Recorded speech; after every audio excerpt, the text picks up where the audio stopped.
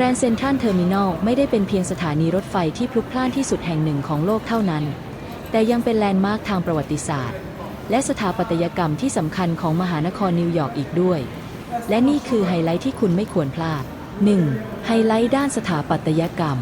เพดานรูปหมู่ดาว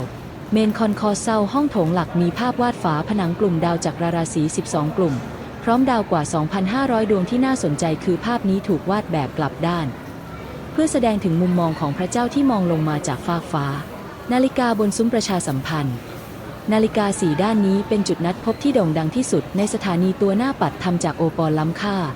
และคาดว่ามีมูลค่าสูงถึงหลายล้านดอลลาร์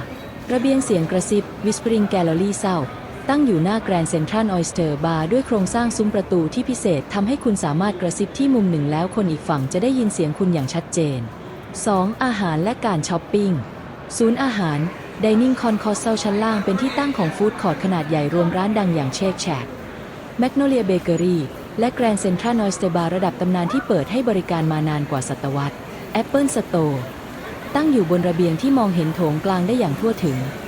และได้รับการยกย่องว่าเป็น Apple Store ที่สวยที่สุดแห่งหนึ่งในโลก 3. เรื่องน่ารู้ Fun Facts สัญลักษณ์ลูกโอกอหากสังเกตที่โคมระยะและเสาใกล้ๆคุณจะเห็นงานแกะสลักรูปลูกโอกอและใบโอกอซึ่งเป็นสัญลักษณ์ของตระกูลแวนเดอร์บิลต์ผู้สร้างสถานีแห่งนี้สนามเทนนิสคลับมีคลับเทนนิส Vanderbilt Tennis Club ซ่อนตัวอยู่ที่ชั้น 4 ซึ่งเปิดให้คนทั่วไปจองเข้าใช้งานได้ข้อมูลสำหรับผู้เข้าชมสถานที่ 89E42 NDST Midtown Manhattan เวลาทำการเปิดทุกวันตั้งแต่ 5:15 นาทีถึง 2 นาฬิกาการเดินทางรถไฟใต้ดินสาย 4 5 6 7 และ S รวมถึงรถไฟสายเมโทรนอร์ทสถานีแห่งนี้เป็นเหมือนพิพิธภัณฑ์ที่มีชีวิตเหมาะอย่างยิ่งสำหรับการมาใช้เวลาเดินชมความงามสักชั่วโมงแท็กคนที่คุณอยากไปเที่ยวในนิวยอร์กด้วยกันด้านล่างเลย